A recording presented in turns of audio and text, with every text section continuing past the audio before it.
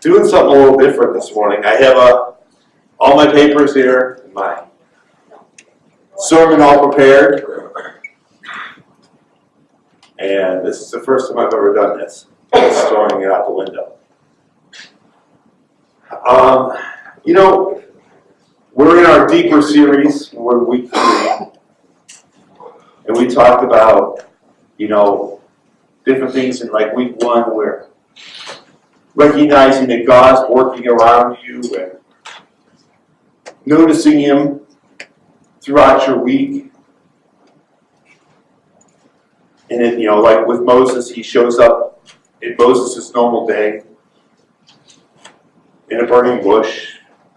Something odd through his day, but he was still in the routine of a normal day. And then last week we talked about how when Moses was there and God told him to take his shoes off because he's standing on holy ground. And that God, we have to believe that God is holy. We have to think that God is holy. We know God is holy. And when we get that time when we're in His presence, that we realize how holy God is. But then there's things in life that you come across that you sit there and go, is God even working around me?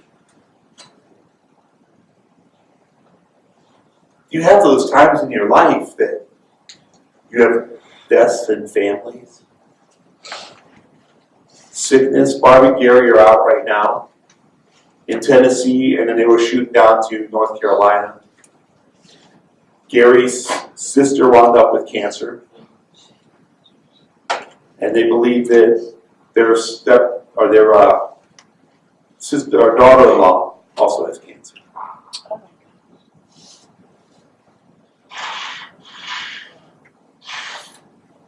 Things happen in families' lives.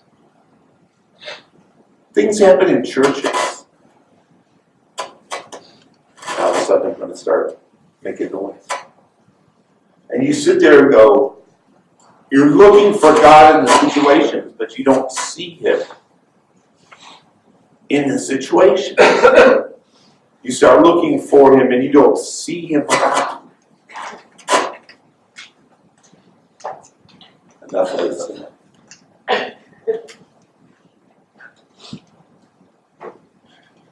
I think I can speak loud enough. There's not that many of us here. But there's things that go on in life, and there's seasons where you question whether God's even there.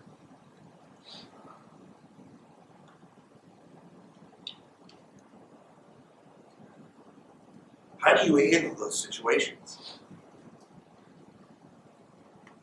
How do you face those? When you're not hearing from God. Raise your hand if you've actually heard from God. He's audibly spoken to you.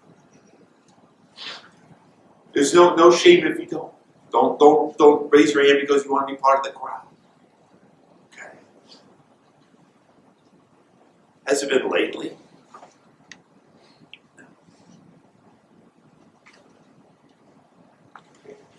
Sometimes you just wonder where God is at. But I think a lot of it is us. That we're not prepared to see Him. Not like we have to do anything special. We have to jump through hoops.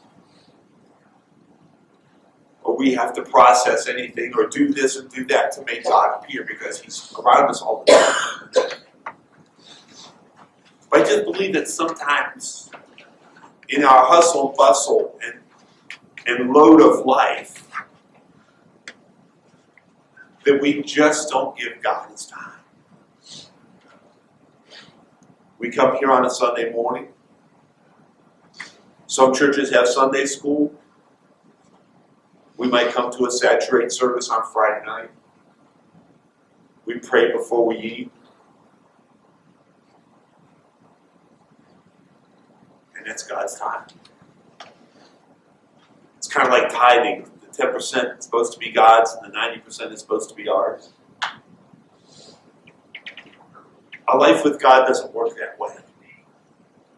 10% of my time is His and 90% is mine. It doesn't work like that.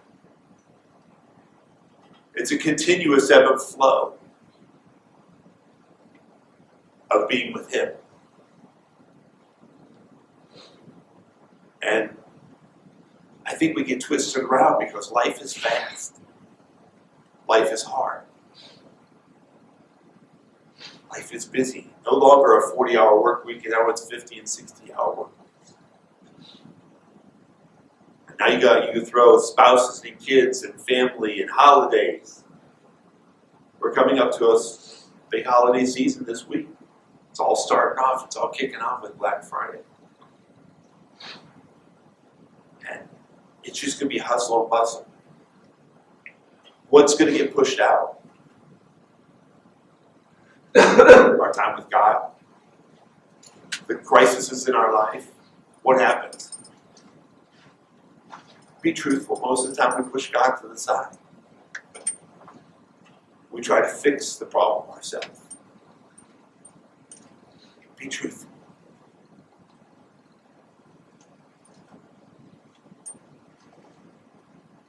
When He can fix the problem the whole time. We don't know why we go through circumstances we go through. But it's all about being with God. Not always talking to Him. I mean, I'll be the first person. I've been praying a lot more lately with the list that you guys gave me. Some of you guys snuck in 2 names instead of 1. But you know what? That's all right.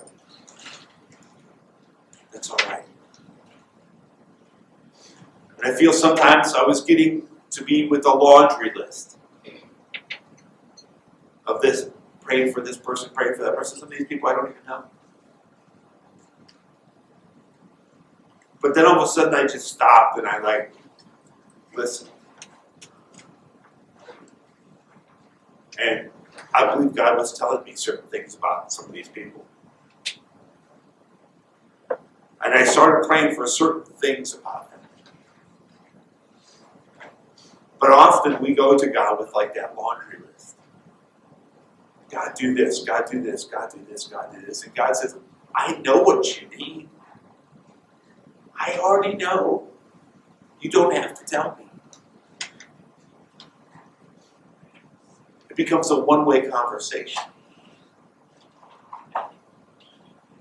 Us talking to Him. When really, our whole relationship with God was designed like Adam and Eve in the Garden of Eden, where He walked with Adam and Eve in the night. They talked. They talked about how their day was. They talked about things in the garden. They simply talked to each other. You know, those of you that have been around church for a while, or been around God, we've come up with all kinds of prayer books and worship things, and trying to get a better connection with God so He'll answer more of my prayers. You know, what was it 5-6 years ago was Jabez's prayer, and it was one of the top sellers in the Christian and the non-Christian community, because everybody wants to get their prayers answered. Everybody wants to get their prayers answered.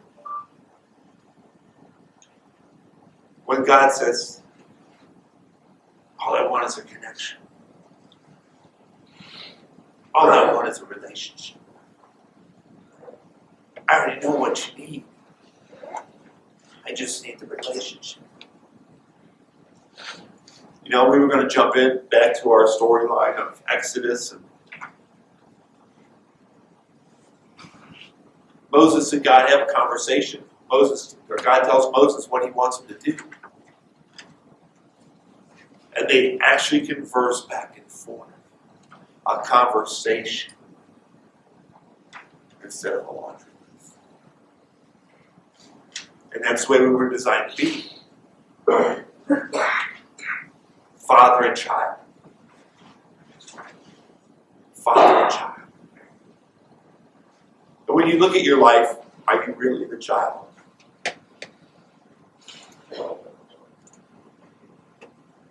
the child or are you the grocery getter? The one that's got the list and chases down the list. You see, a relationship with God